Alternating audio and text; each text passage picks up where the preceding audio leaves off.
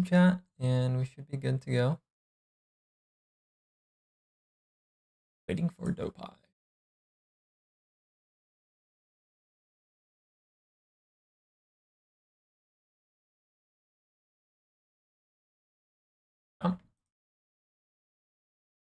Yeah, so I mean, let's just start with the mental aspect. So, the recap, I guess, from your point of view, it sounds like, well, not even.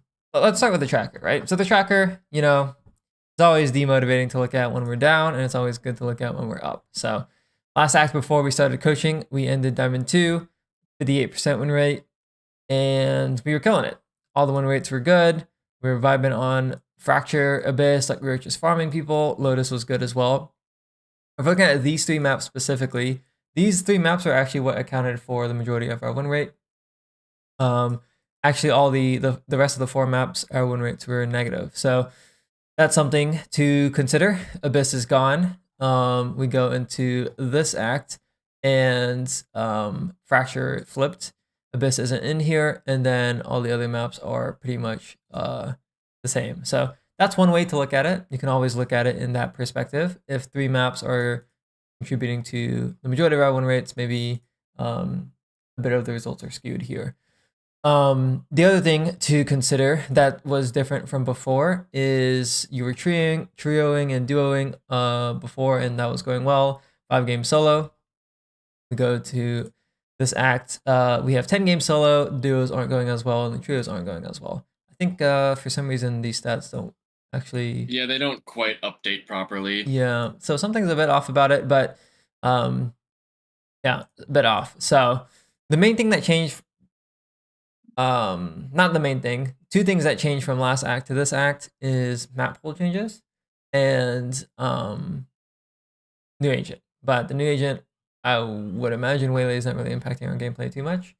So my guess is a mixture of mental added pressure, right? The series is a big thing. You have an audience looking at you now. That there's also self-induced pressure, and obviously there's expectations, right? We have this goal of hitting Immortal, and it's slowly slipping and slipping away. Map changes. Obviously, we kind of just took a look at that. We're doing well in the first 3 games. Sorry, first 3 maps of last act. Abyss has been removed, so one of our best maps was removed. And then Fracture and Lotus, we aren't getting that same level of success going into this act compared to before. So that is something to consider as well.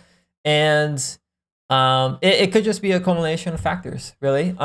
If we go back to our first session, one of the things I was telling us to do is changing our playstyle. So not only are the map pool changes occurring, we are trying to adapt our playstyle, and we are having added pressure, right? A lot of these factors could do nothing, and they can do a lot.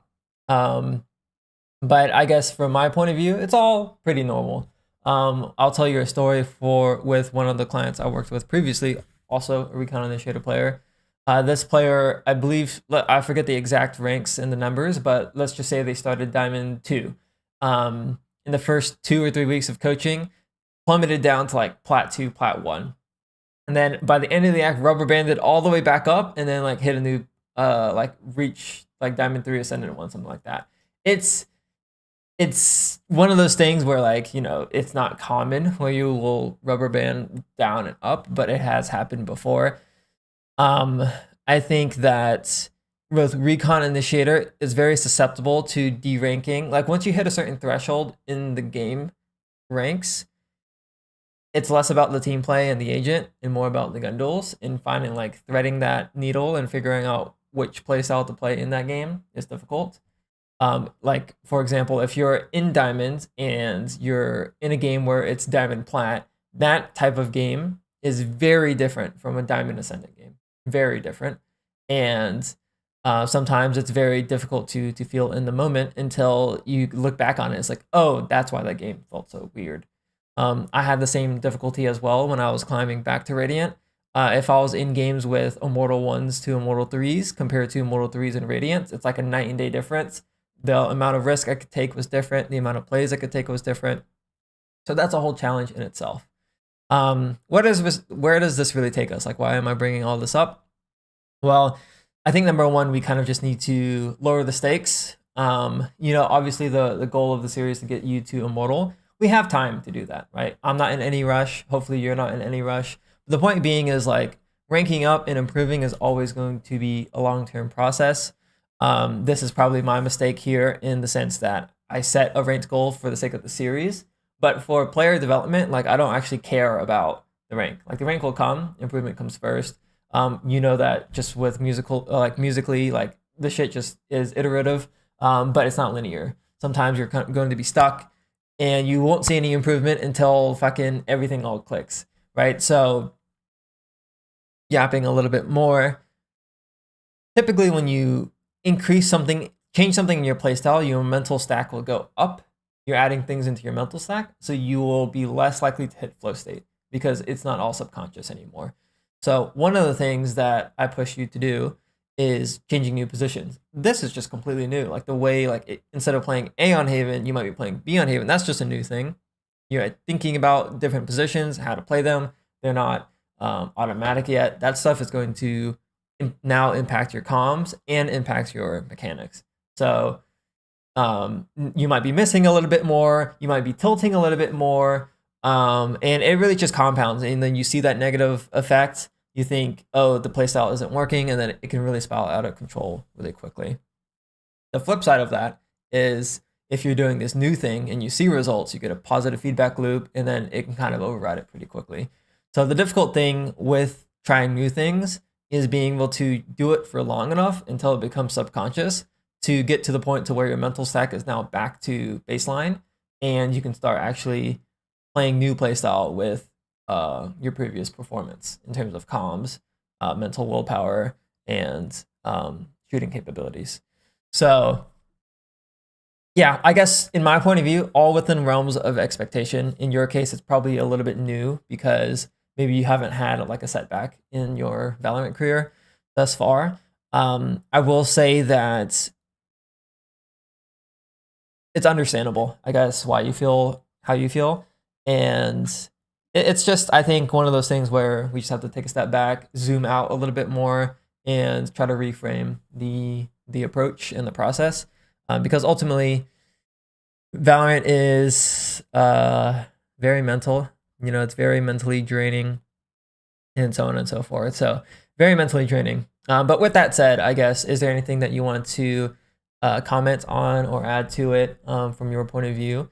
And yeah, we'll start from there. I mean, everything you say makes total sense. Yeah, I acknowledge that you're correct, and I have to be more honest with myself about those items and just be like, it's all the path of improvement. And like I've rubber banded like this before, but not to such an extent, I suppose. And I don't know. That was like when I was solo queue, when it was like it just felt a lot more manageable at the time, I guess. And then there wasn't the series pressure like you mentioned. Not that there's like actual pressure, but yeah. I mean, just I need to reframe everything, and I think what we're doing has been good overall, and a lot of it is just like, oh, I don't know, the last time I played this area on this site. Now I'm doing that more frequently, and I know what I'm supposed to do, but actually getting to the point where that is automatic maybe just isn't there yet. For sure, for sure. Something that I wanted to kind of maybe touch on a little bit more, just out of curiosity. Those three maps previously, what do you think Fracture, Abyss, and Lotus had in common with your playstyle compared to the other maps in the pool? And it could just be nothing. It could just be that maybe we just had a really fleshed out playbook, but it's always, in my opinion, good to look at what's going well to try to identify like that reason. It could just be entirely luck based, but do you have any, I guess, thoughts on these three maps in particular from last act?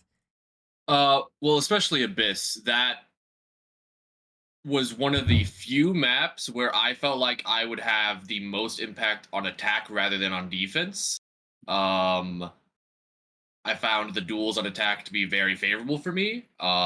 And just be like hit B simulator, and all of these fights are very, very comfortable for me. Fracture was like more on this kind of the same, but on the defense side, where I felt that any lane that I was in, I would be able to take some kind of favorable fight. And I didn't even have like that strong a fade util on Fracture at that point, which is I was constantly amazed that the win rate was so high because I was like, I don't really feel like any of my util has impact other than for myself, but like it was somehow converting. And then Lotus macro wise is just very straightforward in my opinion. And I have the ability to like either we fight A or I can just anchor A and tree with like an Odin. Um, very straightforward stuff, but like I mean, you can see the difference in attack on Abyss is very very large. Mm-hmm. Mm-hmm. I can't really define why that is, other than like it just feels easy to take these fights. Okay. Okay. One thing that I recall about Abyss specifically is it's difficult for defenders to aggress space. So it's pretty much one of those maps where you can just hit bomb site, hit bomb site, hit bomb site, and it's just site execute, rinse and repeat. Because like B, like they can't really contest early space that well, especially if you drone. And same for A, like the A main fight isn't as good as the Ascent one. So I wonder if this map being more execute heavy and less neutral space heavy plays into the strength a little bit. It reminds me of Haven specifically. You can kind of just slam C over and over, but when you go A, there's like that little you can't really just slam short and long because you have to take that map control first, which sucks. Kind of like Bind. You can rush A, but you can't really rush B because you have to take Garden and Hookah. I think Fracture is almost in that same vein. It's very execute heavy. If you go B, you can just pretty much go B. If you go A, sure you have to take A main, but no, more oftentimes than not, you can push them back. So Lotus, I don't know if I feel the same way. I guess you could slam C. You can just go C off rip. Rebels aren't really the same. So I don't know. I wonder if that's playing a part into it. Just the ease of actually hitting the bomb site instead of having to worry about coordinating with the teammates to get neutral space a little bit easier. But maybe more of a curiosity question. You mentioned that the B fights were very easy for you. Do you recall kind of what those fights were? Like, were you staying back? Were you inside? Like, was it both? It was a lot of both. I mean, if I had bomb, I was running up on site, and I would have darted already, so I would know if there's a guy books or not. My duelist is going to worry about backside, so I just need to worry about maybe there's this guy books, or maybe there's this guy that's going to swing out heaven, or there's a guy that's like going to jump up on books instead of swing. So there wasn't like a lot that I felt like I guess I had to worry about. But even if my duelist did die, I felt like I would still convert, fighting this backside guy. And if I didn't have bomb, I did stay in nest a lot of the time, just fought the heaven guys if they tried to flood. And I mean, that's like, I guess it's just like, it's one very easy angle to just fight, I guess. I don't know. Gotcha. So everything feels a lot more in your control. There's only really 3 spots, and it's very flow charted, right? Like you have a lot of reps doing said thing. Okay, that makes sense. Let's maybe contrast that with another map. That is, let's just see how we do in this act. So let's say Split or even Ascent. I guess, which would you rather compare the two? I think I've MVP'd playing Sky 3 times on Split, and I've like they're like plus 20 games. So I feel like I don't feel comfortable on Split, but I convert my fights. So I don't know. And then like Ascent, it's just like either when we actually hit a site, it's like either my duelist stays alive for longer than half a second, and then I can like actually do something, or I run out and they're already dead, and then I have to worry about the tree guy, and then the guys that are just swinging me heaven, and then maybe there's still a dice guy. So like, I don't know how much control I have over that, and that's why that probably feels so bad. Okay, so the exec on Abyss feels a lot more straightforward. All the fights are kind of in front of you, kind of. Whereas Ascent, you're kind of going out main, you have to look left, right, or left straight. And then if you're going out B, it's kind of, left straight as well. So it's not as in line. Okay. That does kind of explain a bit of the chaos. Because even though there are, I guess, similar amount of positions, it's not in the same angles. And defenders have a pretty good chance of like timing you. I think turtling on Ascent is a lot stronger than Abyss. I think turtling on Lotus is also very weak. You can't really sit on C site. There's like 2 positions you can play, maybe 3. Fracture, I feel the same way. You can't really turtle on site. Like this sucks, and tower is good. But it's all pretty, and then turtling on A is also trash. So I guess a common theme maybe between our good maps is how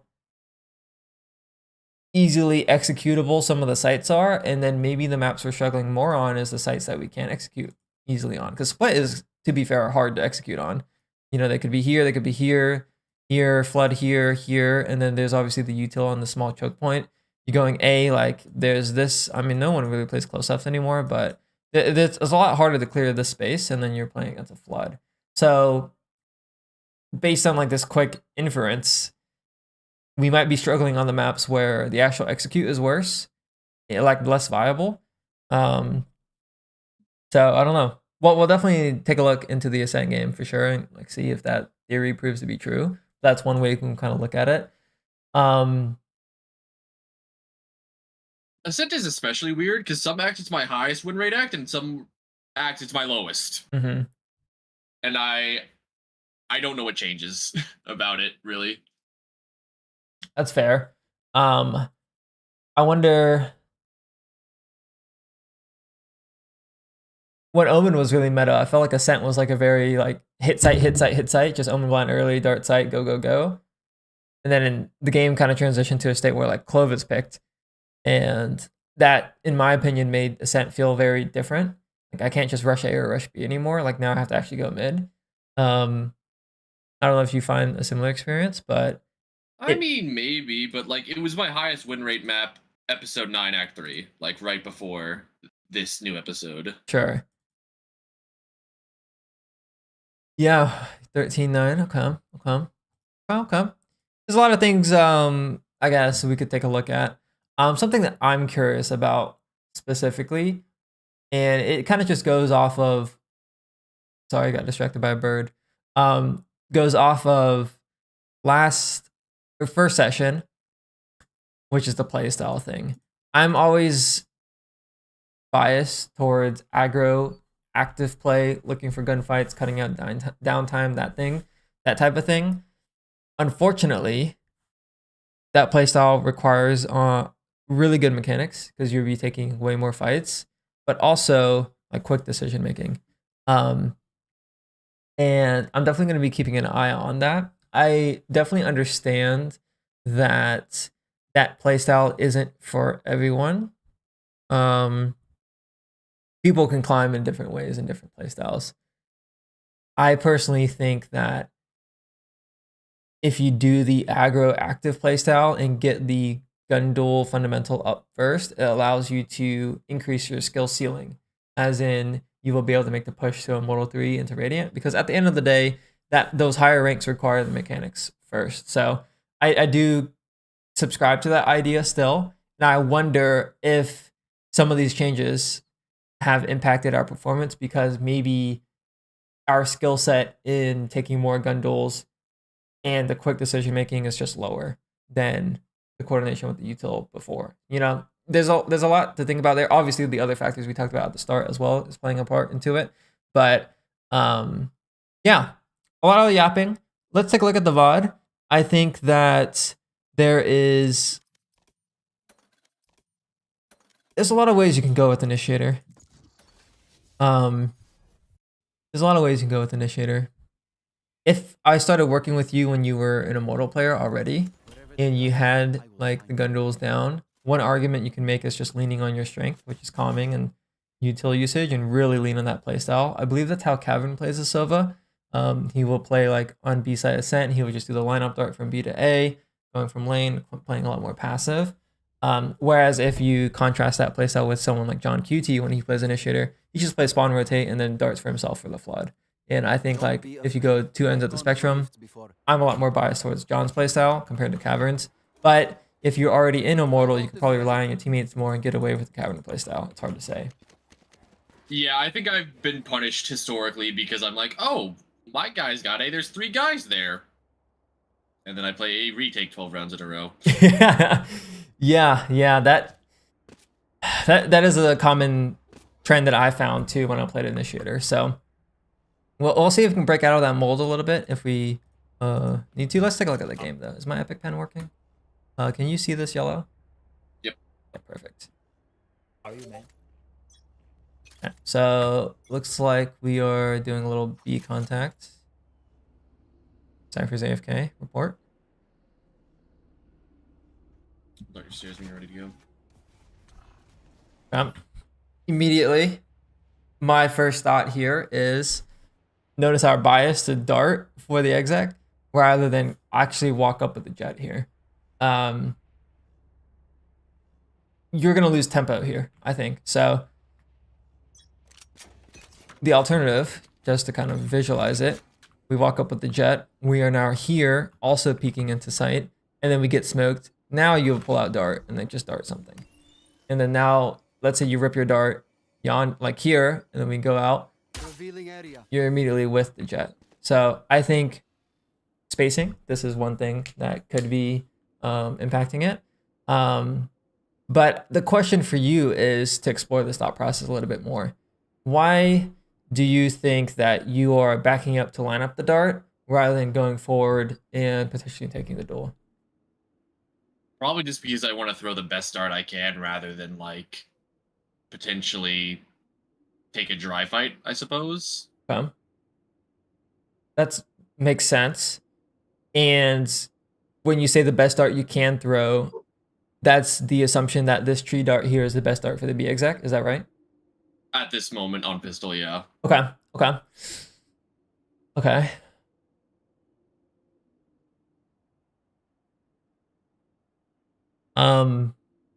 My mind's going in a couple different places.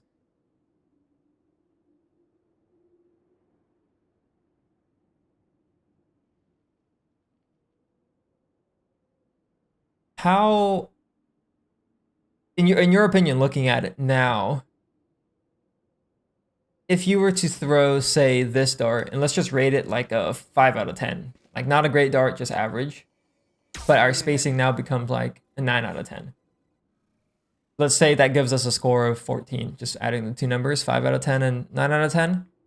And then you then rate this dart, I don't know, would you say this would be like an 8 out of 10 dart or like a 9 out of 10 dart? Yeah, sure, something like 8. Okay, and then how would you rate your spacing here? I mean, I'm not going to be able to help anybody, so I guess... I mean, I'll be there in a little bit. I don't know, like a 3? Okay, so like let's kind of compare. So that's 11 versus 14.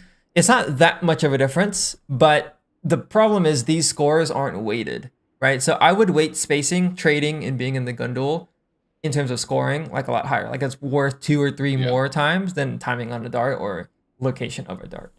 No, I agree. And that's kind of where recon initiators struggle, myself included. Like I said, I keep bringing up my experience because when I played recon initiator, I really had to rewrite a lot of the misconceptions I had about recon because it's very easy to play util bot, you know? So more gun duels, closer spacing, pew pew pew. Treat your put more weight on spacing, I think, and hopefully we'll see how that impacts this game here. And how little gun duels we might have. So we dart here. Coming stairs. We dash out. See, we kind of run out here. So doesn't actually impact this round. Reyna gets 2. What I want you to notice is how we actually don't end up getting any fights. Our Reyna gets 2. That's whatever. But we aren't actually involved in the Omen fight here. So that's just partly routing. It's also partly spacing. So when we come out here, we immediately go left. I think that is fine here. But the question for you is, what are your other options, right? So you could go straight out left. That's what we did here. But what are your other options? Scale towards like the stairs. Like go against the right side of the wall. Go logs even. Okay, so something like this. See if you could get that angle. I don't know what I just pressed. Hold on. Oops. Let me hit the trash can. Okay, sorry. So you're saying scaling towards stairs. How would you do that? Would you go like directly out? Would you go along this wall and then come back out? Would you go towards switch? My jet's already dash switch, so I would probably be much closer to like hugging that right wall. Yeah, like here. Yeah, maybe I get the like a favorable angle on the stairs guy. Oh, And I'm not exposed to somebody who runs out of the smoke potentially. from market. Yeah. Okay. And then you did mention you can go logs. I guess these are both kind of combined. Okay. Looking back at it, what do you think about this routing versus this routing? Like, when would you go this way to help fight stairs and potentially play for the market and spawn flood compared to going lane and prioritizing taking site control? I'm so used to having the bomb that I pretty much always go lane. I actually didn't even realize I didn't have the bomb on this round, so I autopilot went lane. I think it would depend on like if I have spike or not, but I can't remember the last time I routed right side just because I feel like I should go left when I have bomb, but Okay. Which routing gives you more fights? oh, the right side routing for sure. Okay. Okay. Which routing would be better against a one bomb site player hold? Let's just say there's just one player on B versus like one player on B and then maybe one spawn or one market. And then versus like a 2-player hold on B, let's say one stairs and one ledge. Which routing would be better? Okay, if there's one player on the bomb site and like maybe they are stairs, like I think going left is better because we're gonna crunch that guy. I assume there's gonna be more like I probably have 2 duelists. They probably are both going to be going out towards stairs or towards like giraffe or market. So that guy stairs will get crunched. If it's a 2-person hold and there's like I don't know a backside guy or a stairs guy and like a CT guy, I think it's better to go right in that scenario. Just so we have the fights are closer together, I suppose. And like where my teammates will be fighting, I will also be fighting in that general area, and there's more opportunity to fight together, to trade, etc. I'm gonna offer like an alternative point of view just to get your thoughts on it. It doesn't have to be right or wrong. Let's say there's a 1-player site hold and there's a player stairs. I might bias, or my argument here could be if you scale right side and you're in a better position to deal with the player running out of the market smoke or the spawn smoke, and this player is alone. So it could be the priority when there's one player on site to contest the flood rather than the site anchor. Because these players are going to try to support this guy and this guy is stranded. Whereas if there's 2 players on site, let's just say ledge and stairs, it might make more sense to route towards site instead of for these smokes because the second B player is already on site. So by putting more attention on these guys, if you can kill them quicker rather than later, you can, I guess, not have to worry about the A rotate as quickly. Whereas if we go... Oh yeah, that does make sense. Just when you think about like the positioning of everybody else on the map, yeah, in regards to if it's a 1 or 2-person site hold, that does make more sense.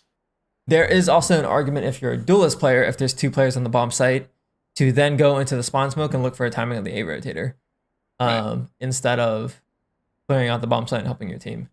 There's a lot of nuance to it as well, for sure. But you know, trying to expand our, I guess, options here and understanding why you route somewhere is step 1 to playing a more active playstyle, maybe like a more intentional active playstyle. Like you kind of mentioned, you said you didn't know the last time you've routed this right side here.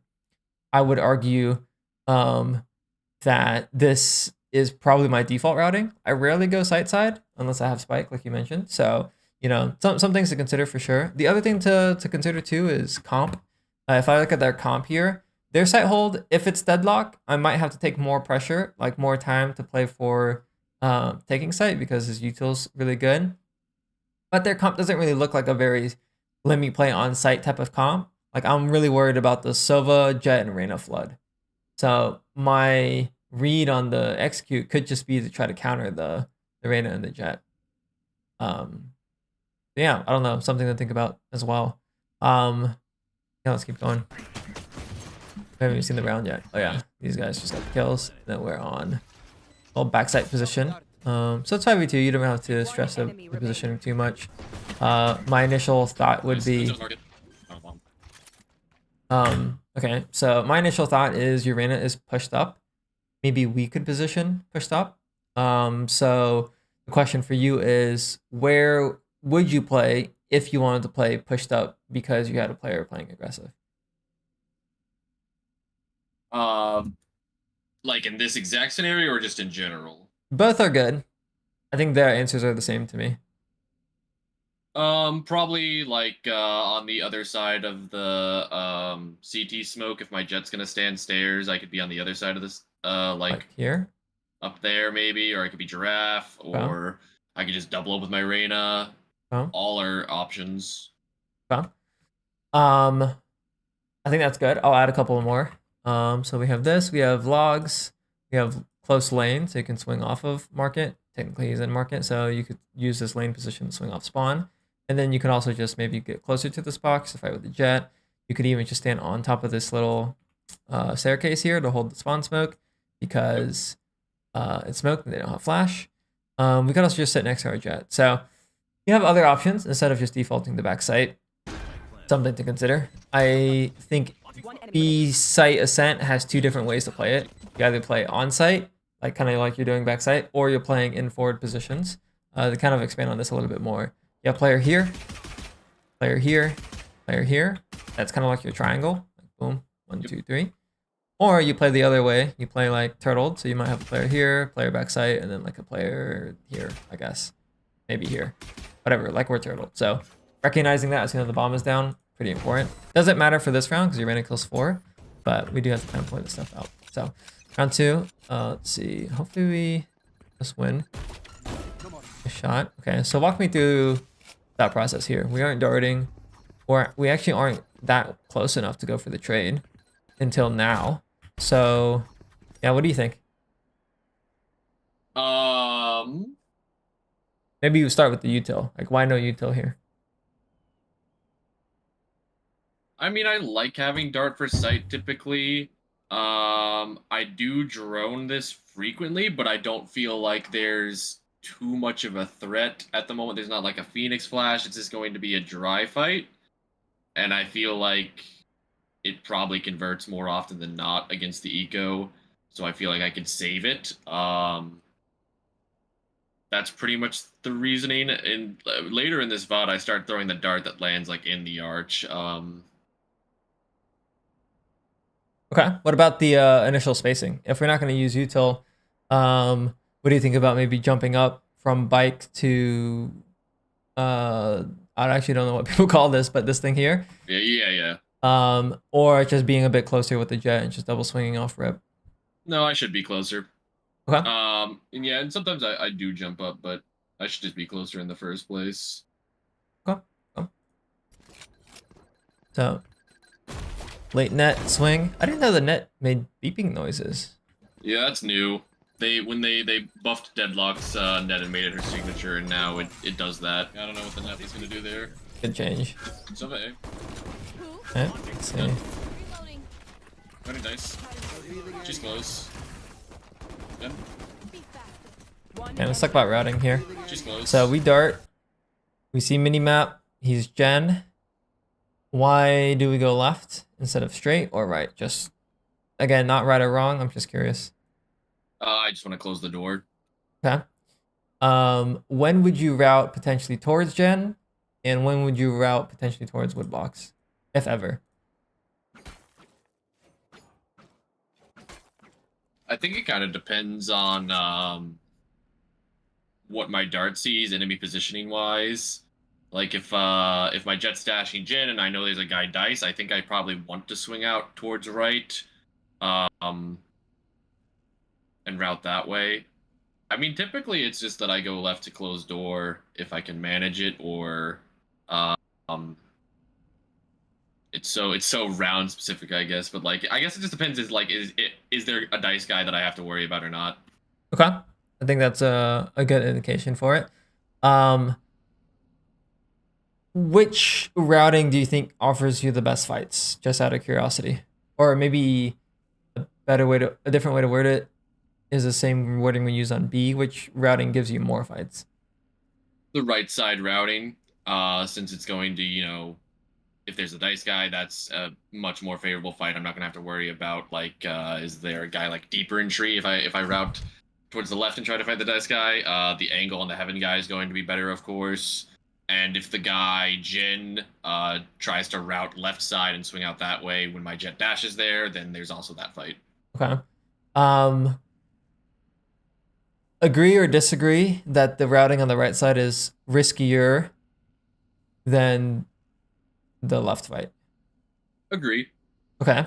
So riskier but more fights. When does the risk outweigh the benefit of going right side? Against what agents in particular?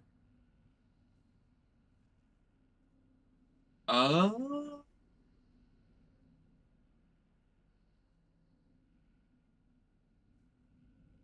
mean, it might more so depend on what their sight hold typically is, but I don't know. I'm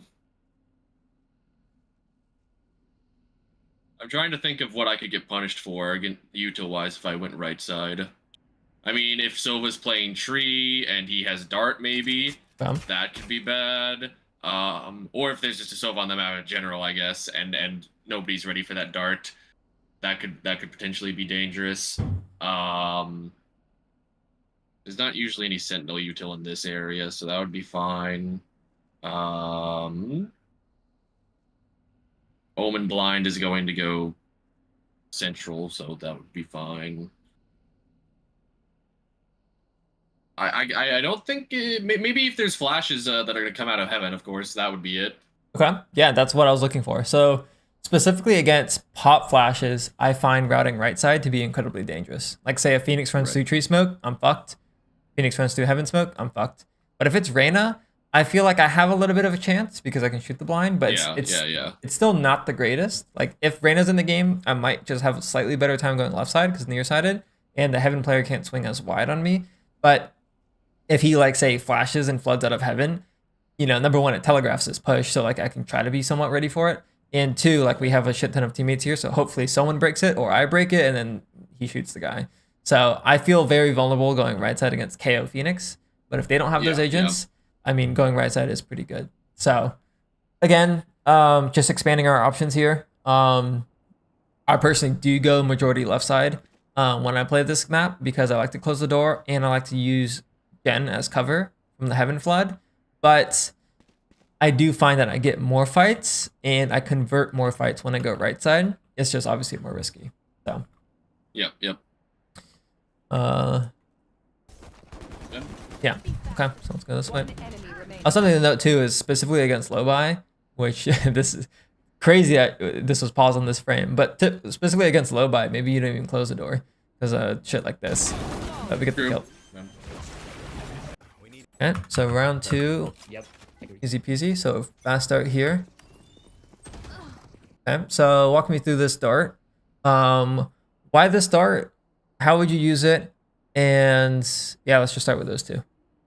Well, it just seems like my duelists are aggressive and good for their fights typically, so I was like, oh, I could just throw the rush dart. This one will scan everything that's close. It would scan the rain if I'd thrown it already, but I didn't throw it immediately, I guess. I like this dart if we're just going fast, typically. Okay. I'm gonna offer my personal opinion here, and you don't have to take it with a grain of salt because I'm not a better Sova than you or these pro players because I know this dart is very popular. From my experience as a duelist, I think this dart is like horseshit. I think that the use case for it is that it scans this player and the main player as they fall back.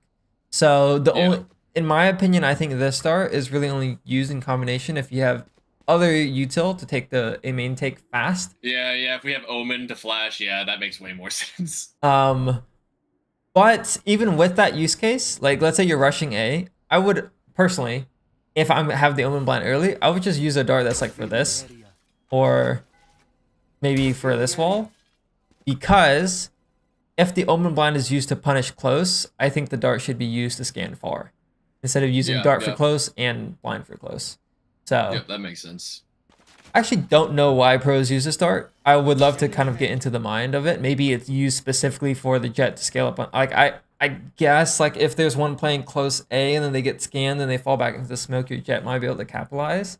But Yeah, I'm not sure. I guess what do you think is the use case for this dart? Like obviously it's for Like, rushes, but like what's it punishing? well, it's gonna really, yeah. I mean, what you're saying is mostly true. It's going to punish anybody outside switch. It's gonna scan the guy falling back. If my jet is really fast, she can get a timing off of that. Potentially somebody like she may be able to kill the guy falling back off if they smoke early. I mean, like, there's not a lot else that it can do Okay. if I think about it. So it might specifically be a dart for the round where the jet updrafts and then dashes. Yeah, I think that's probably the only time you'd want it. Okay. And then in this case here, just to kind of unpack our play, we are trying to time it because we know your jet needs to be close. It looks like subconsciously, you're trying to hold your dart here until your jet gets closer to capitalize off of it. Yeah, yeah. Okay.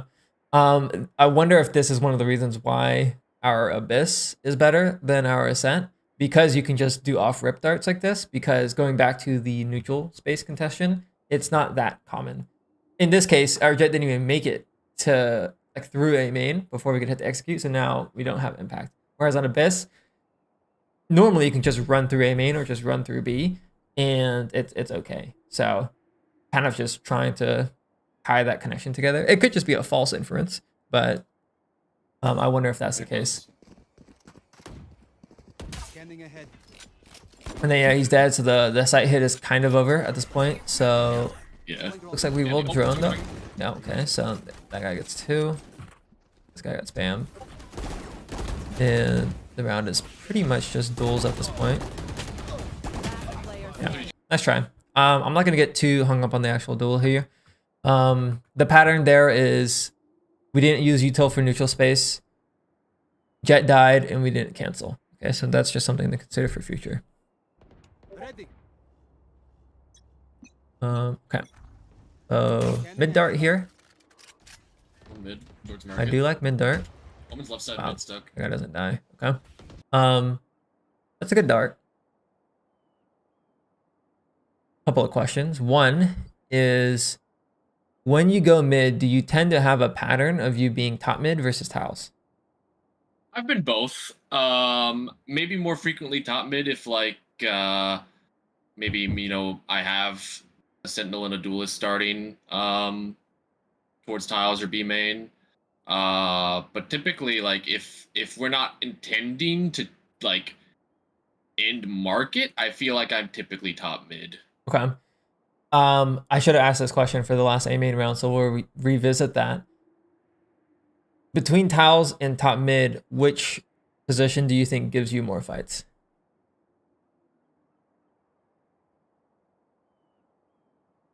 Tiles, definitely tiles. Depending on like if we were smoking mid or if we're smoking cat. But I would be closer to the fights if I started tiles, assuming we're walking up mid. Okay. Going back to that A main round really quickly. When you're doing like you're holding dart off rip versus I guess just dry swinging A main or darting off rip for the close A main fight. Kind of obvious, but just ask for repetitive sake. Which gives you more fights? Obviously, the swinging with into A main. Okay, or early darting, just because I guess spacing. Yeah. Yeah. Okay. So potentially we're establishing a trend here. What I kind of want you to notice here is the fact that we've darted and got the scan. Uranus just out face tanking all of these angles, and he ends up killing like a million people. But you can see there's 2 fights here. Randa killing this guy, and then the jet killing Brimstone. Like the 2 angles there. And we don't actually have any of those angles here. The only angle you might have if you go top mid is this left side fight and this market fight, which to be fair, those angles do happen. But like you kind of mentioned earlier, maybe tiles gives you more fights. So,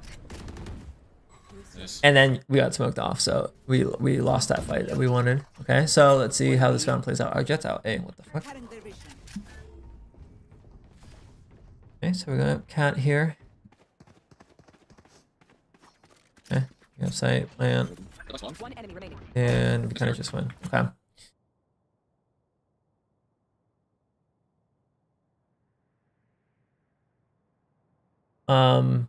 I want you to notice how Reyna's rounds, he got 4K on pistol and then ace on this round, and both of them were in mid. And I think that's due to the fact that typically when you go mid, you have a lot of fights. Right. The mission, just from looking at these 4 rounds so far, is to play in a way that gives us more fights positionally. Like we have to be positionally in a spot to even get more fights in. Like it's not enough to have the playstyle mindset to go for more fights, because like the mindset to go for it, because if our positioning doesn't change, you don't have more opportunity. We need to be in the spots that give us more opportunity. So for Ascent in particular, if you're doing a mid default, fuck top mid, go tiles. If you're doing an A rush, fuck the lineups, just like peek A main, dry with your teammates, or early dart so you can be closer.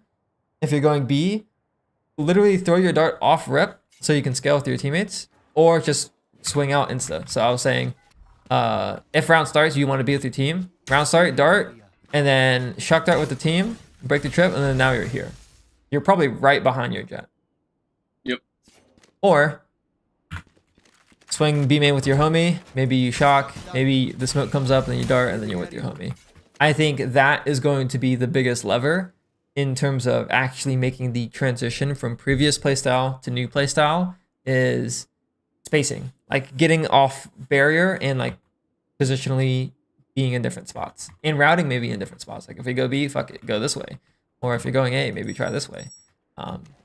It's hard to say, but we kind of, in a way, need to do the opposite of what we're doing, which technically isn't opposite, but you can kind of see where I'm going with that. Yep, 100%. Yeah, so let's keep going here.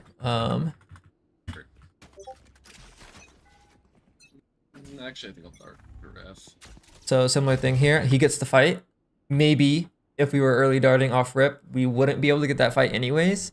But in the second thing we talked about, if we just swung with the jet, maybe we would have had that fight. Nice. Upstairs.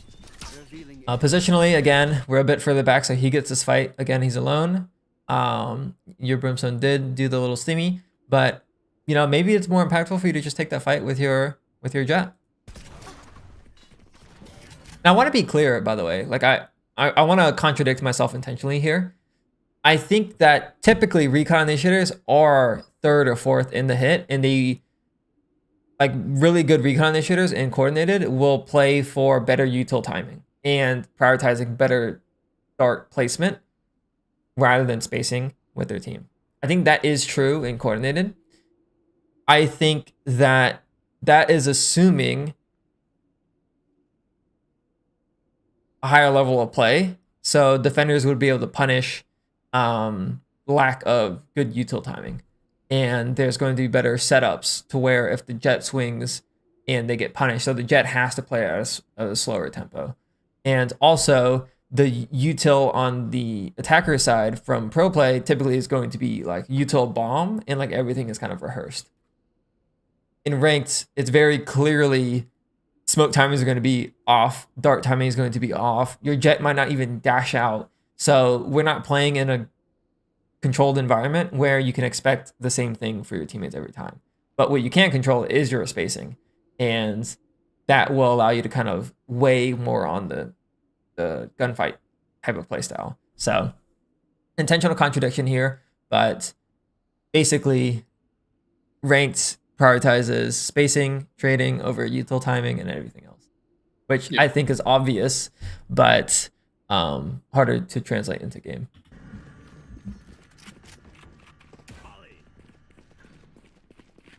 Okay, so we do have to spike this time. I will be curious to see if we do position aggressively here for the obvious scenario that Urano is mid again, but also your jet has the spawn space. So it looks like we do, so we do recognize that. We don't go as forward as we could be, and as soon as he gets the kill, we actually end up backing up. So that's something to consider. I would have expected us, if we were following the aggressive positioning mindset, to maybe get close stairs and just fight spawn with this homie. But you're okay with holding the smoke from further back. So physically, it looks like we're establishing a pattern that we like to be further away from the fight rather than closer. That guy. Not that you walk more into the corner.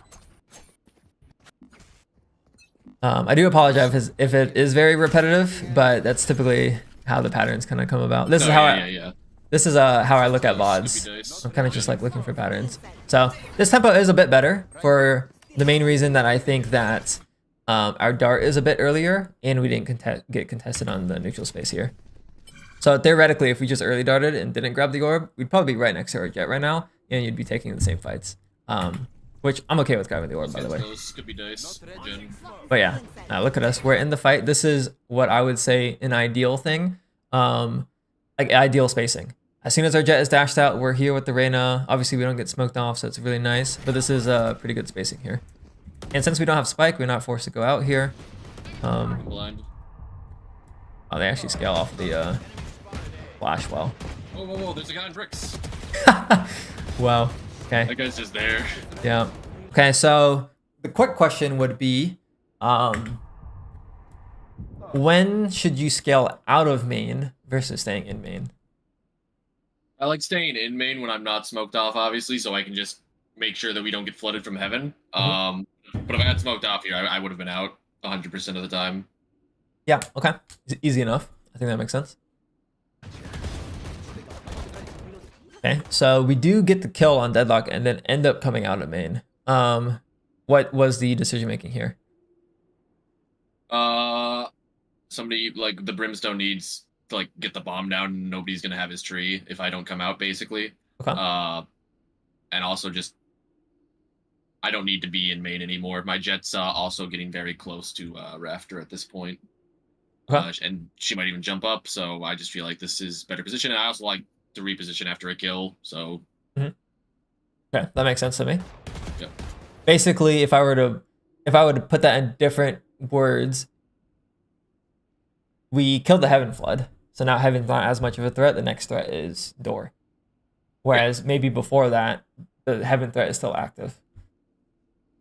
So a question then would be, if we aren't smoked off a main, but Heaven is mollied, do we come out or do we still stay?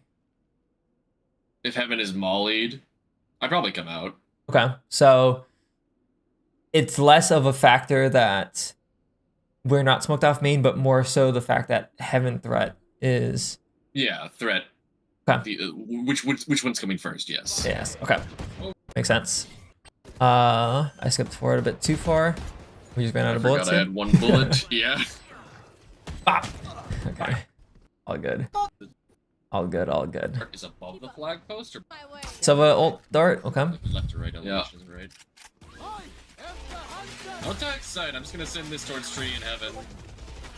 We're close. Oh. I like the play.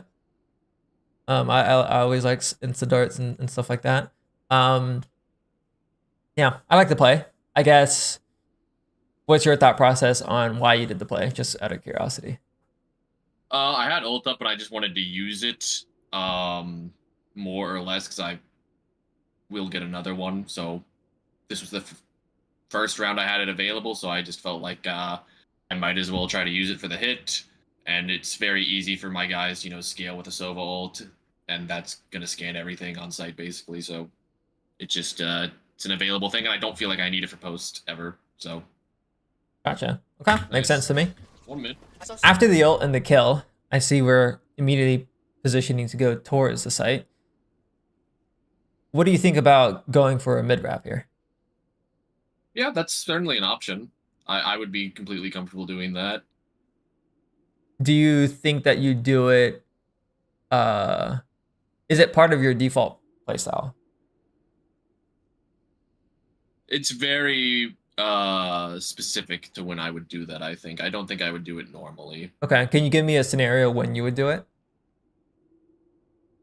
Probably if like I was the last person in main and my cipher isn't behind me, I might be like, oh, I should probably go contest mid and like walk up cat, or I don't know. I don't know what like a thing. I don't know what an indicator for me would be here to do it, other than just like I should probably try to do it more. Okay. What was I gonna say?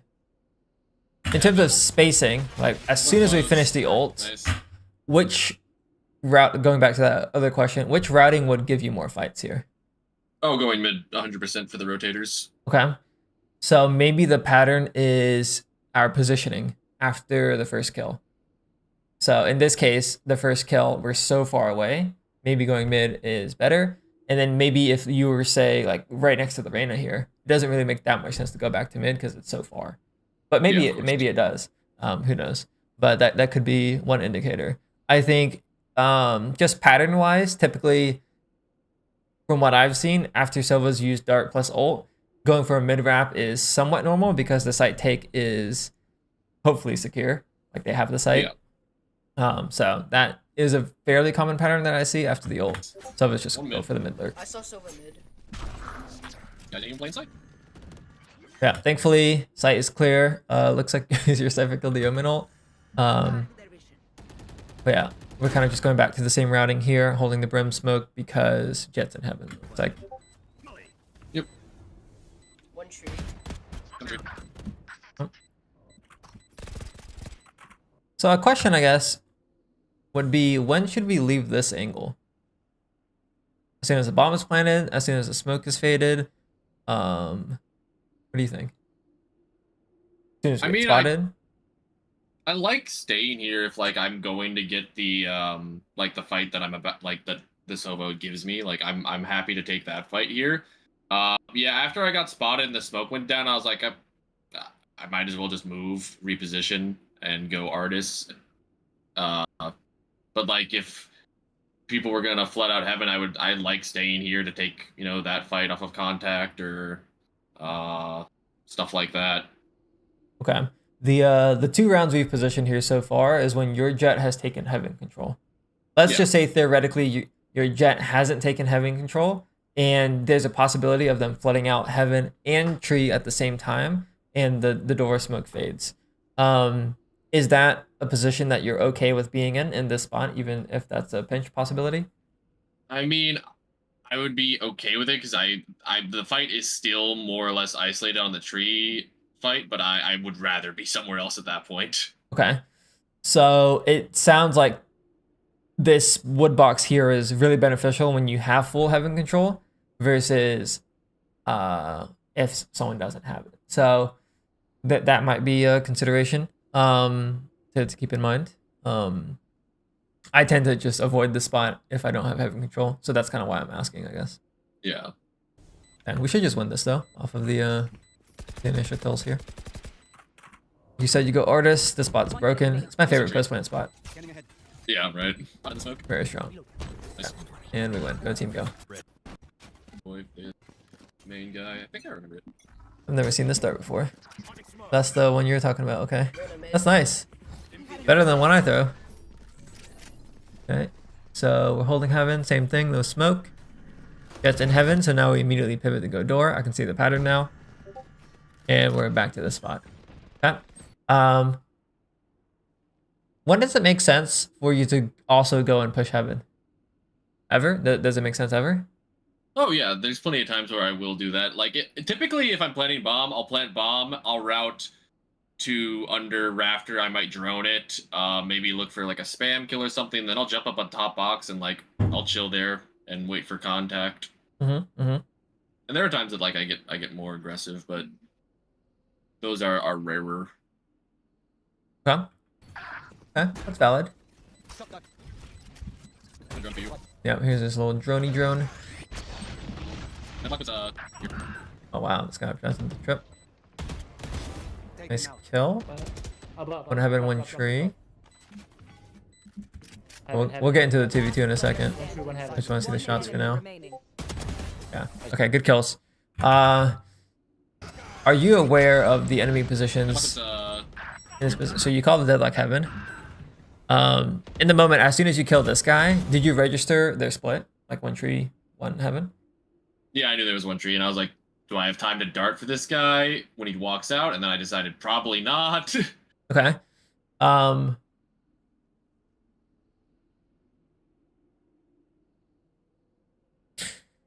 How can we position in a way that is more active in this 2v2? I mean, I could go towards the boxes on the left side, right before rafter, but I'm worried about just getting shot from Rafter if the timing doesn't like quite line up. I don't really want to walk towards my Brimstone because I'm going to be on top of him, and there's not exactly like a lot of room to work there. I mean, I probably should just walk dice and look heaven. That might be the most active. I'm not sure. Okay. I think that's probably the most active play.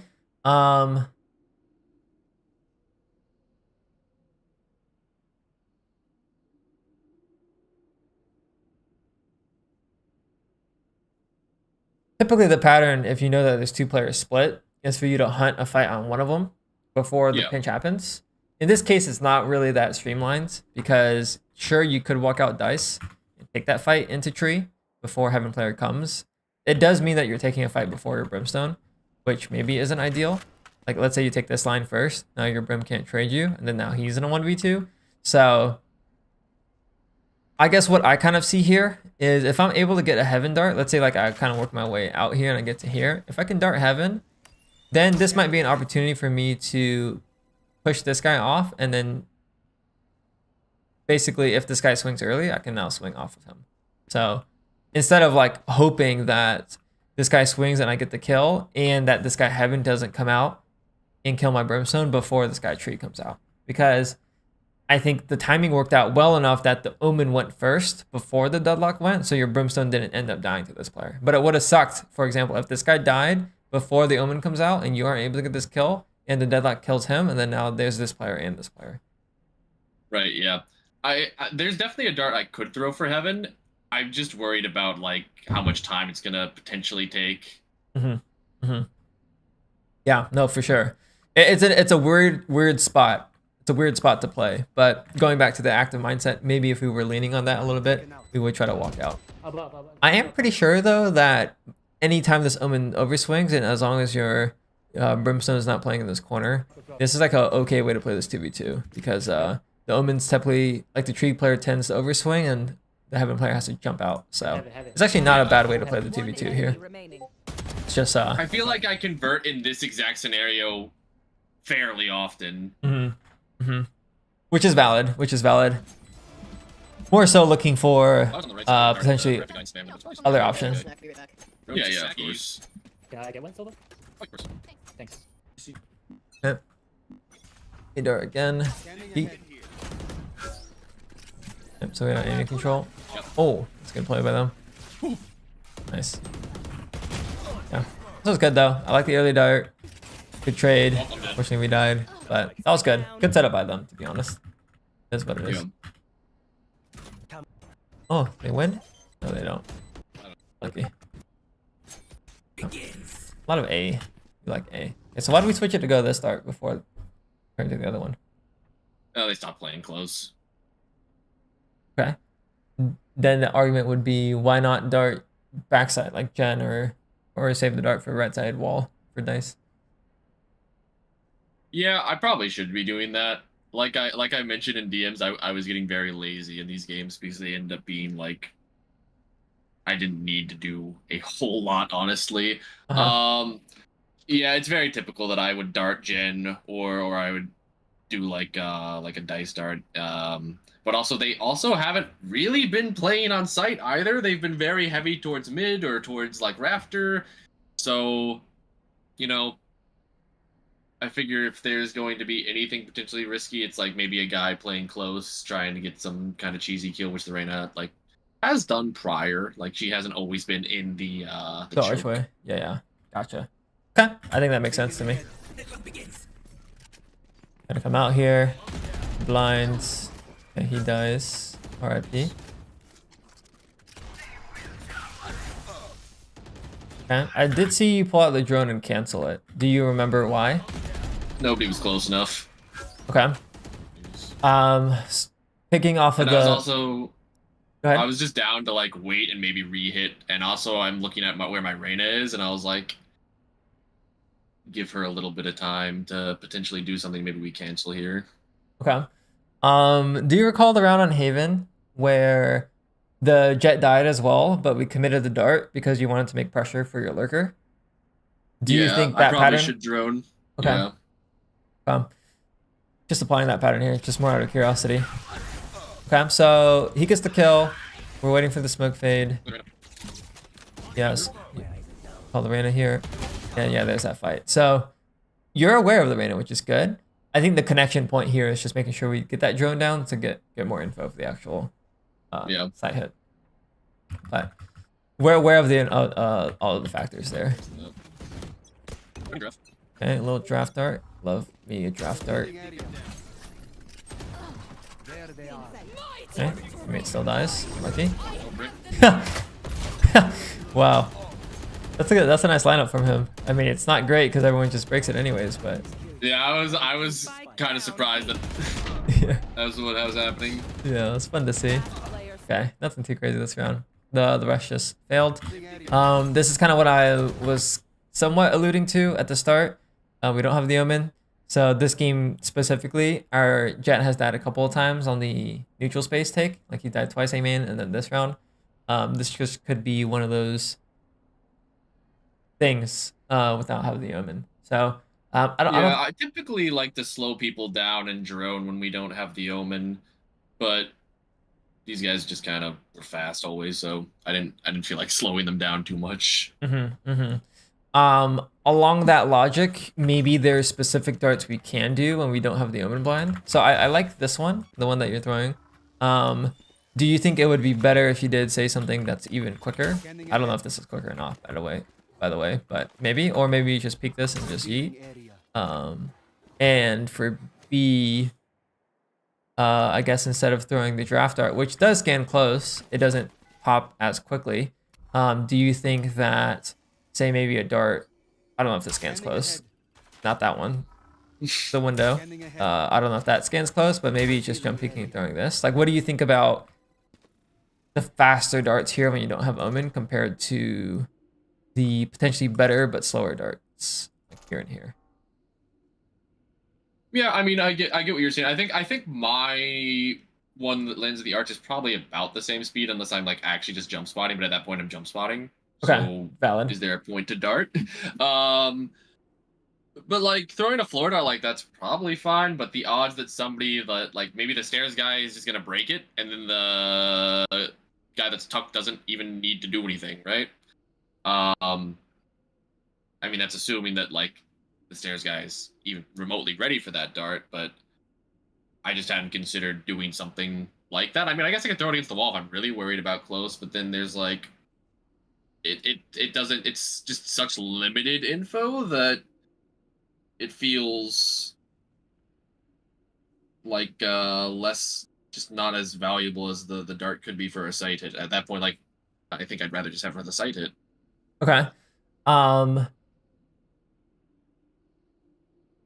Maybe that decision should be influenced heavily by the comp and how they're playing. So in this game in particular, they have Jet Reyna, and they have shown that they will fight A main. So maybe applying that logic, and I guess even the last round we hit B, your Jet ran up and killed this guy, and then also ran up and killed the stairs guy. So there was a player close and a player far. My point being is maybe we need to be adjusting our dart for the comp to try to counter the strength of that comp. Whereas, like, let's say it's not Jet Reyna and it's, I don't know, ISO Yoru for whatever reason.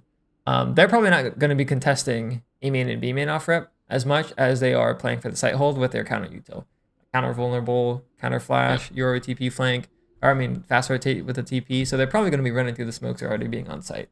And maybe in that case, having the other darts would be a lot better because darting close, maybe you don't get as much value. So that could be something to keep in mind for the future. Yeah, I agree. So he dies. Oh yeah, we saw the rest of this round already. Okay, so down here, a little dirty dart. They have two ups, one on A, one mid. I can drone the guy on A, maybe ult. I don't know. Oh, nice. Got a counter op kill. Good team go.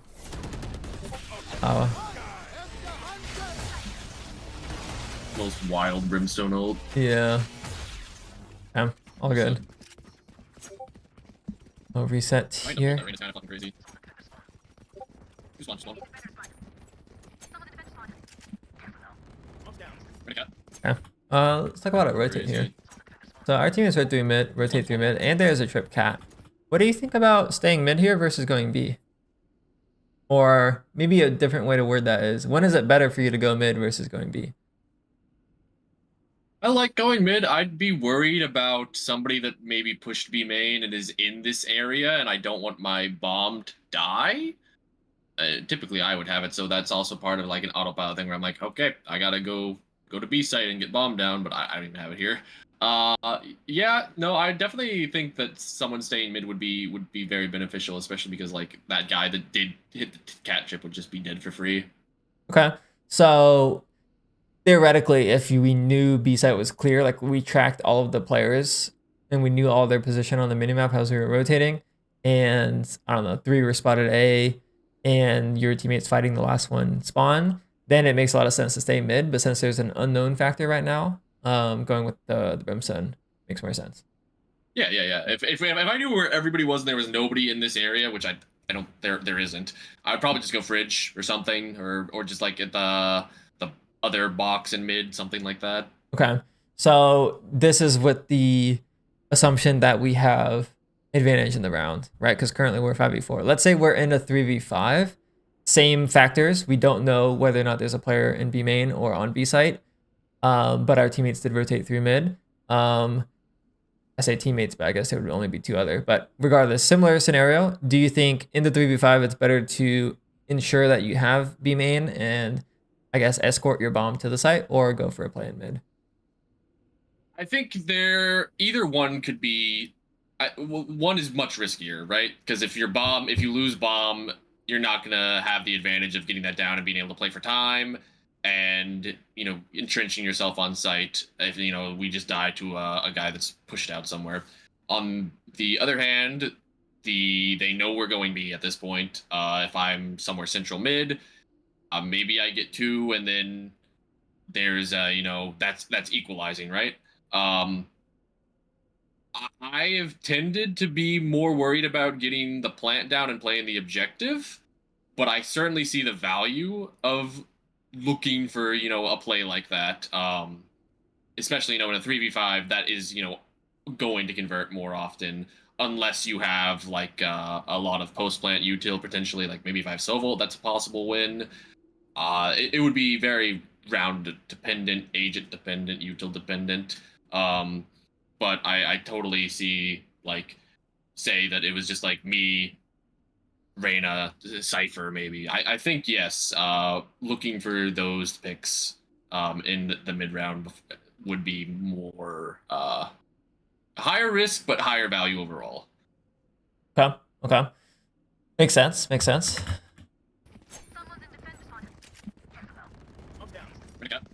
like we should just win this round. One enemy remaining. Yep. Oh, he actually swung through the molly. A little deep, maybe? Okay.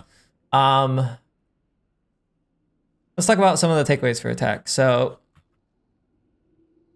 let's take it from your point of view first. What were some takeaways that you got that maybe you could reiterate in your own words, and I'll write them down? Positioning more actively for the fights that are going to occur, rather than positioning myself for good util that will enable those fights.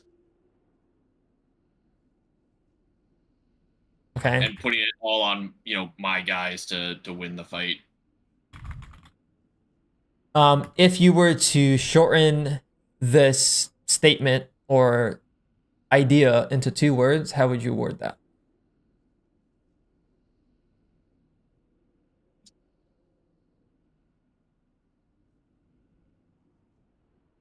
I mean, activity is the central theme here. I don't want to say proactivity because I feel like util is proactive. I mean, maybe it's just fight proactively. Maybe it's I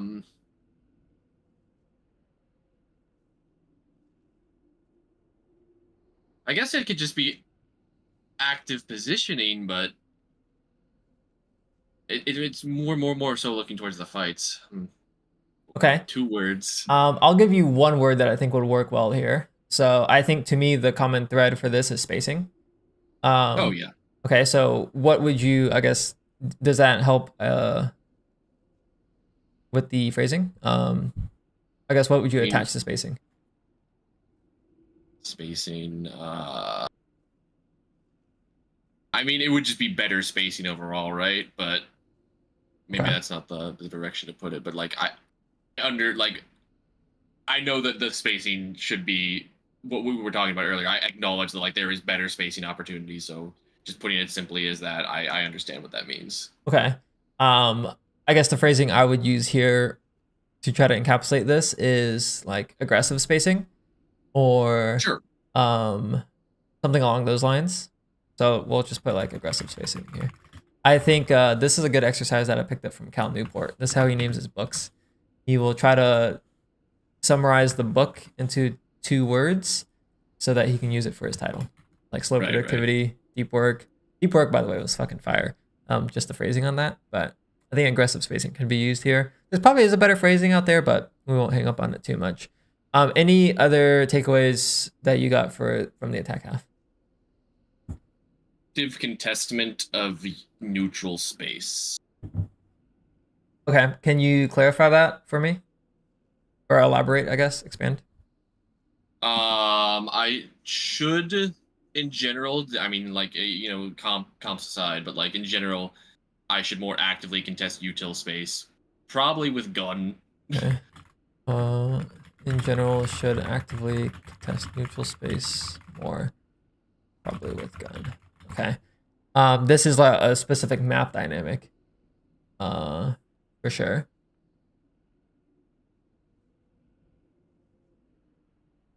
Okay. I guess why would we actively contest neutral space more compared to what we're doing? Like, what's the reasoning for the shift? It's just too high variance on like I don't have control over those aspects of the round if I'm not. And in particular, this relates to winning or losing the initial fight. Yeah, more or less. Okay, I think that makes sense. Any other takeaways that you got? I think positioning and the contestment of neutral space were the biggest things we noticed, right? Yeah, I don't think I'm forgetting anything. I would say so. I think it all came down to like an overall theme was playing in a way that gives us more fights. So I think that's fine. Maybe I'll put that as a note here.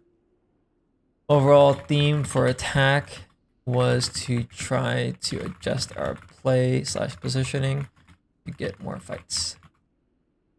And maybe I will bold. Okay. I think that's good. Anything you want to add to that or amend? No, I think I'm happy with that. Okay. Good. Take a look at defense. Switching sides. Good, all good. Let's see. Looks like we're gonna opt for the lane playstyle. Okay. Is this more so of a pistol thing? I'm here very, very commonly on pistol, and if I don't know what like the enemy team is likely to do. Oh, makes sense.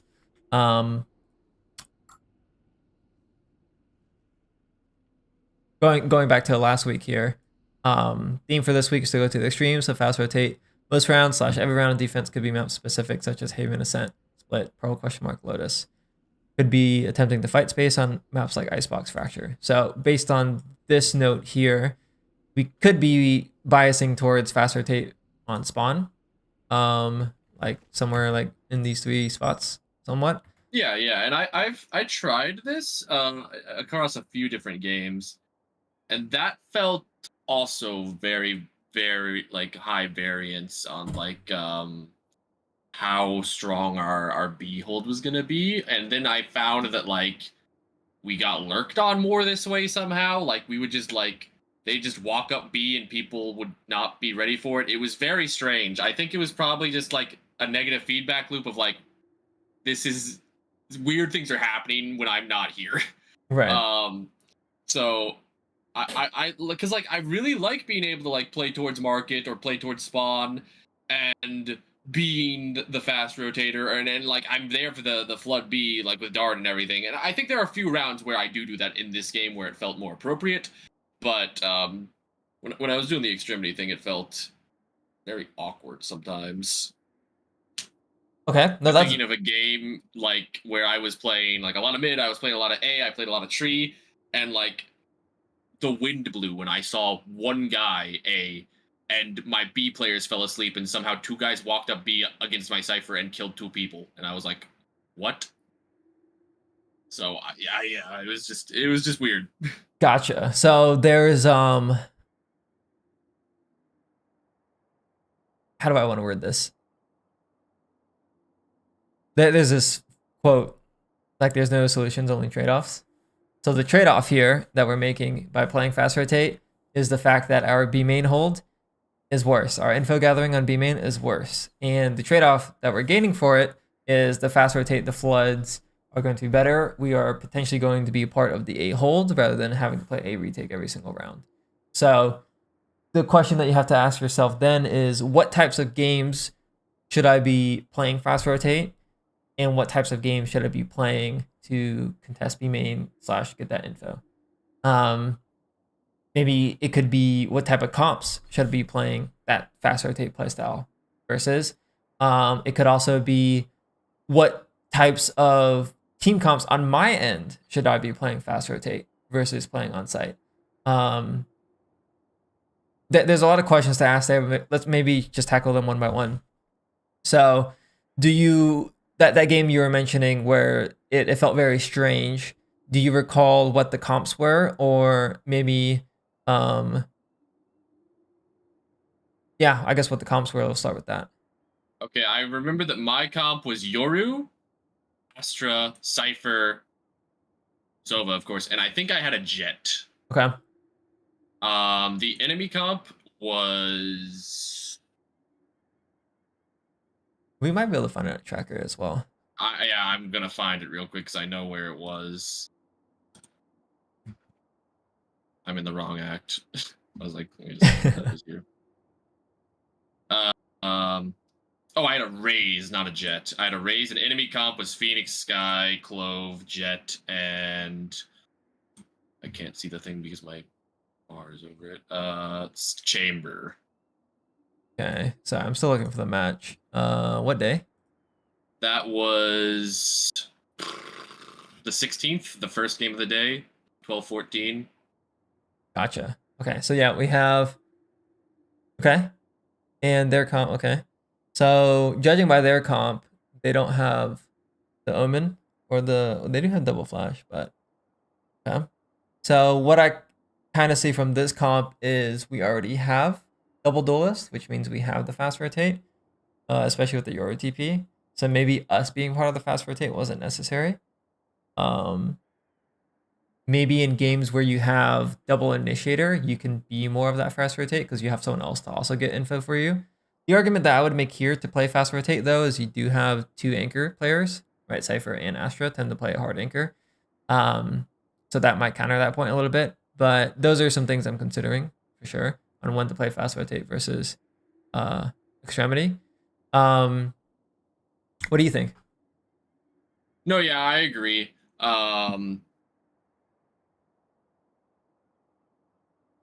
Because there are faster rotators more or less in this scenario, and there are two agents that are hard side anchors.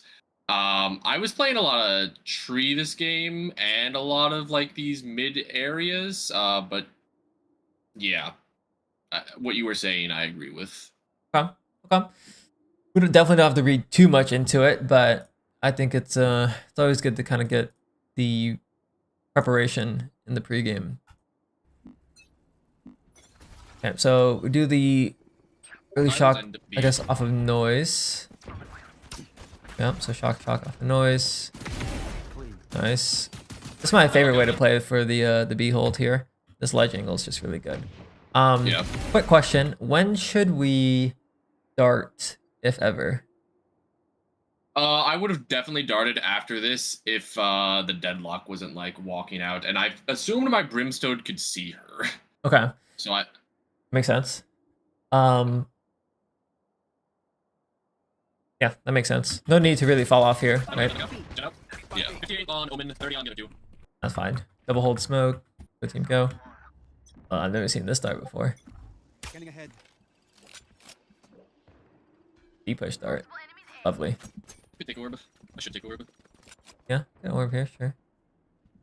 We're already like stuck on close B main anyway, so fast rotate's a bit slow. So fully push. Okay, looks like we're positioning for this. Lol. One? Okay. Yeah, I think this is fine. One enemy remaining. I got gun around here.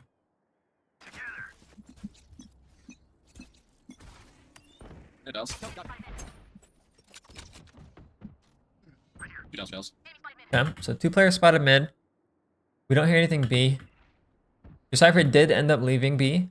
Do you think that looking back at it, you would rather be switched with the Cypher or even potentially just double leave B? I would rather be switched to the Cypher 100 times out of 100, yes. Okay. How can we position on the pre-round to do that? Just play towards like market or spawn Okay. rather than lane. Let's make the assumption that you still want to do the shock dart. How would you do that shock dart still, and then also be in a better? Oh, I could just bounce it from right in front of the market door. I could just bounce through the window. Okay, so like some shit like this, you probably know a lineup. Yeah, yeah, it's very easy. But yeah, I can just bounce it from there. Yeah, gotcha. So this is how I play it myself. I'm just putting my 2 cents here. I'll just do that, and then if I don't hear anything, I'm gone. I'm like immediately in market, and then I'm either droning or I'm darting. I've seen this dart from Calm, and I just fight mid like so. So that's a good adjustment we can make. And we would potentially be there for that trade. Who knows? Bit hindsighty, but you kind of get the point here. Market. Ding dome and ding. Our positioning does allow us to play for the site anchor though. Oh. It's just, you know, at some point we don't really have the util for it. So the question that I think the answer to is somewhat obvious, but I'll ask it anyways. Is it better to be part of the fight in mid and stop the hit in mid versus playing for the site hold on B site? Yeah, I would say so. Okay. Would that logic change if we didn't have Cypher trips here?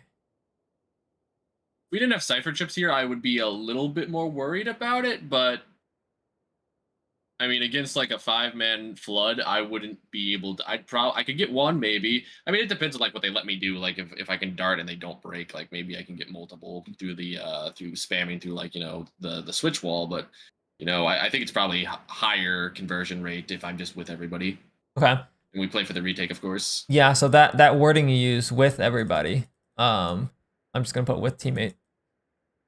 That seems to be a common theme from across attack and defense. So we talked about on attack was aggressive spacing, and by extension, aggressive spacing let you be closer to your duelist. In this case here, being with a teammate means giving up B sites and playing with your Brimstone or your Cypher to play with the trade. So if we were to kind of like bring this to an umbrella term that kind of goes back to attack as well, that incorporates the idea, it's literally just being closer to teammates. Do you think that maybe you're essentially too comfortable playing alone, I guess? I mean, like in a lot of scenarios, I am with teammates very frequently. I mean, like I feel like I am very commonly there for trades. Maybe it's just a scent specific that, you know, maybe it's just like all of the play lane with Odin time, but I don't know. I do find that I play this map more by myself than others. Maybe it is I do feel more comfortable not being not having to worry about what my guys are doing in this scenario, but I don't know. Yeah. Okay. Well, it is very common for some of us to play this kind of alone play style. So whether or not it's right or wrong, I actually don't know. So I'm just gonna fight the main flank. Going back to the no solutions, only trade-offs. Okay, so it looks like we go for the little push here again. Do you like the push? It's very invested in the extremity, like it's the opposite of fast rotate, but it does allow you to flank, which is nice. And we get the opening because of it. So This is a good way to play the extremity if you are going to play the extremity. If you go back to the first Haven VOD we watched, even though we weren't playing fast rotate, you were playing extremity, but you were also pushing up A and getting a lot of value on that. So this seems to be a common trend in your gameplay is if you are playing extremity, you have the plays in the decision making to push up and flank because you've intuitively understood that that's the way you should maximize your value by playing extremity.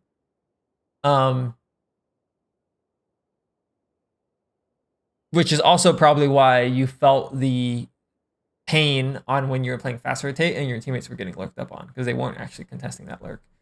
So yeah, probably. yeah. In what type of scenarios, like what type of games would it be difficult for you to get value off of you playing extremity and taking space?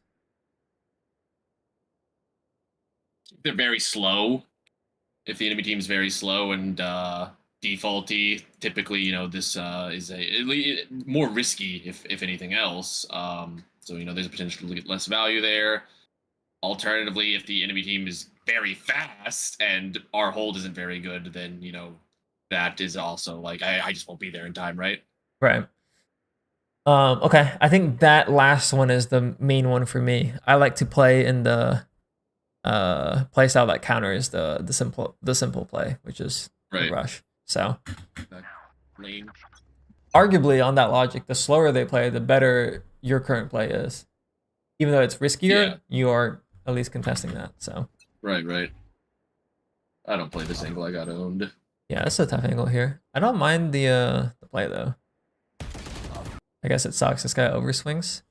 I actually don't know the best way to play that. I've seen Sub Rosa play the angle like this. I think just like played this tap and gotten out. But yeah, this just seems like one of those like whatever's. Just understanding the angle a little bit more. Yeah, I'm okay with it. Okay, so we switched over to A. We have ulti. A. Wow. Oh. I didn't know they could swing past the dart, but nice shots here. Apparently they, I guess my guys weren't like stopping them in A main at all because I was like, that was fast. Yeah. They just didn't give a fuck. Yeah. Yeah, I guess. I guess you would need the one way for that to Blind. grind it. Ult plant. Yeah.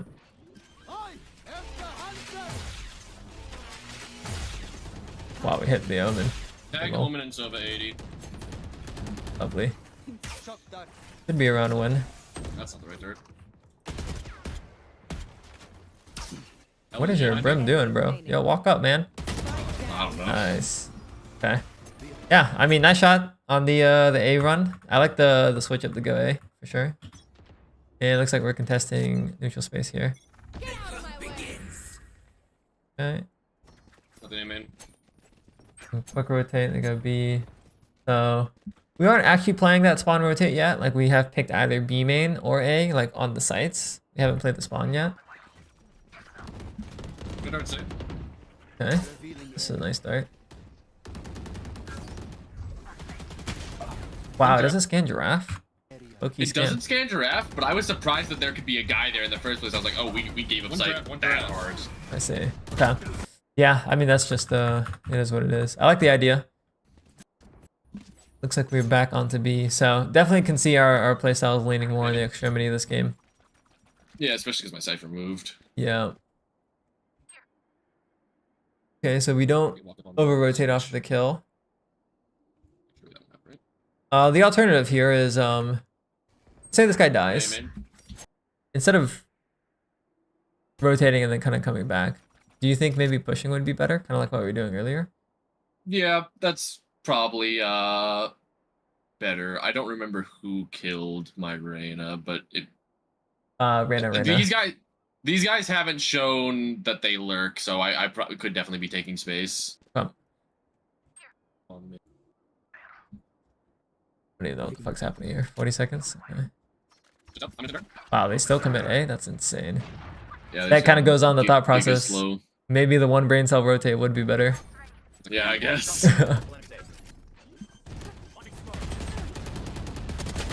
Yeah, this was good. Let's talk about this dart really quickly.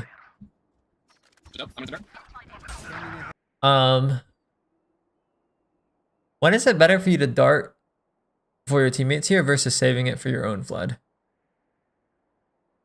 I thought that my guys were going to be in the positions that they would be able to get these kills. My brimstone is heaven, and there's a smoke there. My jet is tree. There's a smoke there, and I was like, oh, they should get at least one guy from this. So I figured it would be a high value dart. I find that people just never kill people with this dart. I don't know why. Like, it's very rare. Like, sometimes it lands and they get grinded immediately.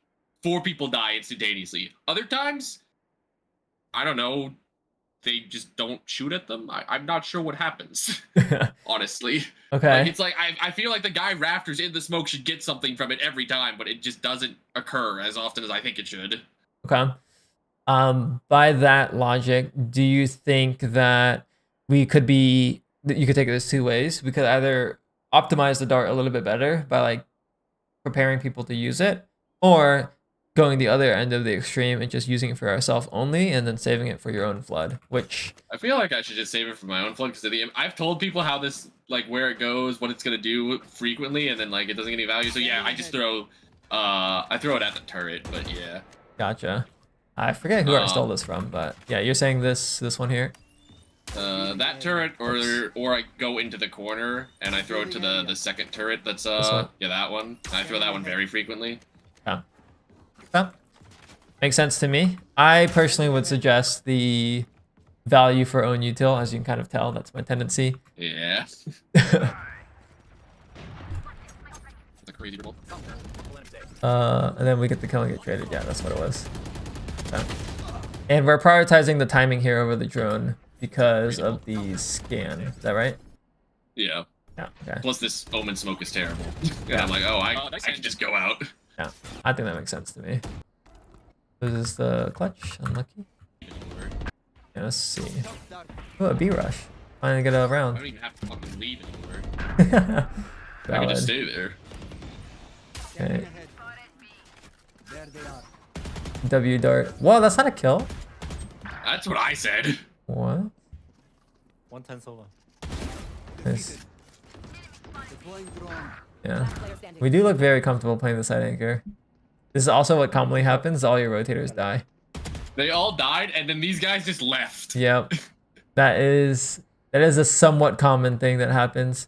Yeah. Hindsight tells us maybe as you drop this dart here, you could position towards stair side, like dart, run left. I personally find that the dart and staying here is also completely fine. That's really only if you wanted to fight with your market player. So that's just something that maybe, to be fair, is a nitpick, but you could consider in the future. Like if you have a market player that's not smoked off and you do that dart and you rotate the stairs, it just could be better. Yeah. It's just unfortunate that Deadlock just kills 2 people from switch. Yeah.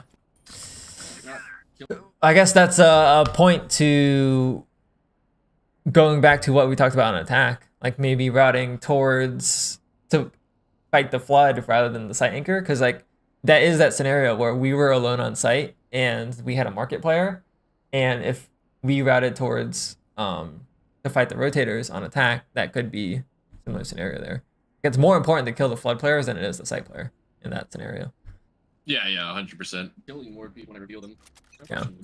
I don't know how that dart fucking spam didn't work. Okay, so this is our go-to. Out on site. Definitely out on site now. 128, so. Yeah, so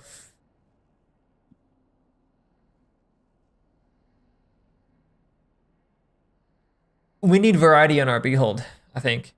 Currently it's, you know, play ledge, spot him, run to backside, dart. I think it's a good way to hold it, to be fair. I think it's probably one of the better ones. But yeah, what do you think about, I guess, darting and then like playing around this angle, or darting and playing around this angle like this? Or... Yeah, these are places I've gone before. I mean, I find like the fights backside, like if they drop, that's just free, obviously. So that's typically why I lean towards that. But these are also completely fine options. I just get like a little worried that if my guys are slow, like on the flood, then I'm just gonna get crunched like stairs and lane if I'm like not backside. But Okay. I also like these. Gotcha. So since backside is our default, your goal to me seems like to stay alive as long as possible. We position on this line here when we fall to backside, like this line and then tuck, or this line, like we're in this corner. What do you think about playing backside but playing on this side instead? Yeah, I like that too. I guess, what do you think accomplishes your goal more? Or maybe the goals are different. Like maybe you're playing this spot for kills. Yeah, I mean, like if they drop here, that is a super favorable fight, and that's typically, you know, what does happen is that the lane guys drop out here, and you know that's like a free 1 or 2. While you know, like the stairs fight, if I take it when it's occurring, is you know, more of a dry 50. Okay. One of the things that we saw here was that you were trying to dart for this, or the spam versus the actual hold, say like darting on this wall. When is it better for you to dart here versus say for yourself here? If I have a stairs guy or anybody CT or anybody close at all, which I figured that I would have a bit more support in this round. Okay, so that's something that maybe we just have to recognize in the moment. Like in this case here, your market players might be able to get the kills, but you'd also would be able to play for yourself if you darted lane. So Yeah. Outside now. 128's over.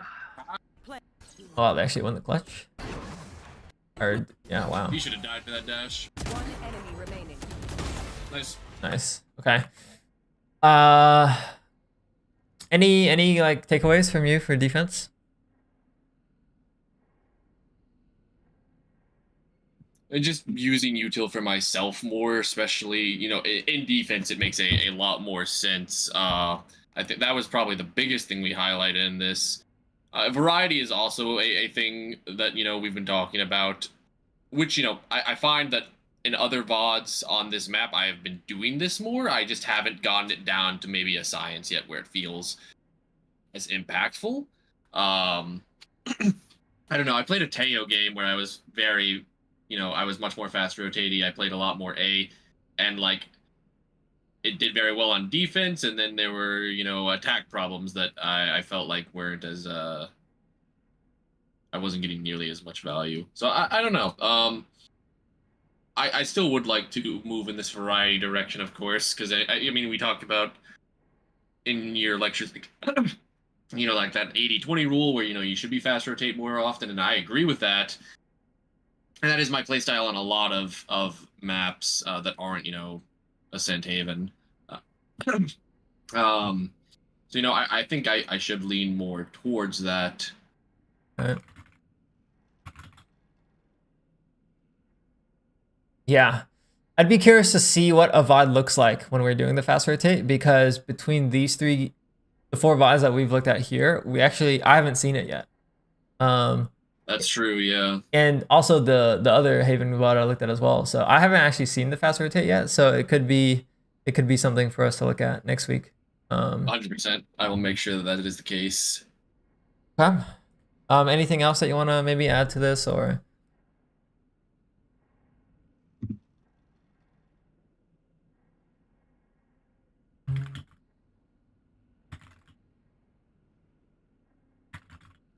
I mean, I was gonna mention something about, like, you know, taking that aggressive space more often if I'm playing an extremity, but we want to lean away from that at the moment anyway, so maybe that's not super relevant to put into the notes at the moment. Sure. I think that makes sense. I think that's probably, you know, the biggest points we spoke about, unless I'm forgetting something. Yeah, I think that is true. Maybe the only thing I remember was trying to position in a way that would be with a teammate. So like specifically on that market round where they did that mid B. Right, of course. That was kind of the theme as well for attack in a way. Like if we want to kind of stretch the aggressive spacing into like a more umbrella thing, is being aware of teammates and trying to play with / off of them. But I think that will kind of come by extension from playing the fast rotate for defense. So maybe yeah, exactly. we'll just leave that for now. That makes sense to me. Come. Questions, comments, concerns, just in general. I think we've hit on a lot of good things this session. So I think I'm happy with where we're at right now. I've got some direction. Come. Easy peasy. Yeah, I think we'll just see how this week goes. Take it game by game, day by day, and focus more on the process rather than the rank. You know, the rank will come. Hopefully they'll try and alleviate some pressure. I think we'll get there. We'll get there. Whether or not it takes fucking however long, you know, we'll get there. Yep, 100%. I mean, I think things will. This should not continue for too much longer. I hope is my hope. Essentially, you know, if it does, it does. If it doesn't, it doesn't. Yeah. Okay. I'll just end it on that then. All right. All right, man. You take care, and we'll talk again next week. And of course, if throughout the week you want to hit me up, feel free to do so. Absolutely. Thanks so much. Of course, you take care, man. You as well. Peace, peace. Let's see. All right, chat. Sorry, I wasn't reading chat. Just really focused on the coaching session today. Yeah, I gotta go because I gotta hop into other coaching. I'm hopping over to the dojo and doing some coaching there. So if you guys are interested in the dojo, exclamation mark dojo. That's pretty much where I spend most of my time nowadays. If I'm not doing one-on-one coaching, I'm coaching in the dojo. So check it out if you're interested. But other than that, hopefully you learned something watching the Pixel review. Hopefully it kind of got you to think about some things that maybe you weren't thinking about before. And yeah, just hopefully you got something out of it. But that's going to be all from me. The Pixel videos will be getting posted on YouTube at some point. There's still working on them. We're getting the path video to get uploaded soon. That we should be able to upload that like maybe today or tomorrow. And then the Pixel video should follow closely after. So regardless, you guys take care. I will see you guys next Monday for paths coaching. And then if you are just only showing up for Pixels coaching, it will also be next Wednesday. All right, guys. Peace out. Peace out. You guys take care. And yeah, just have a good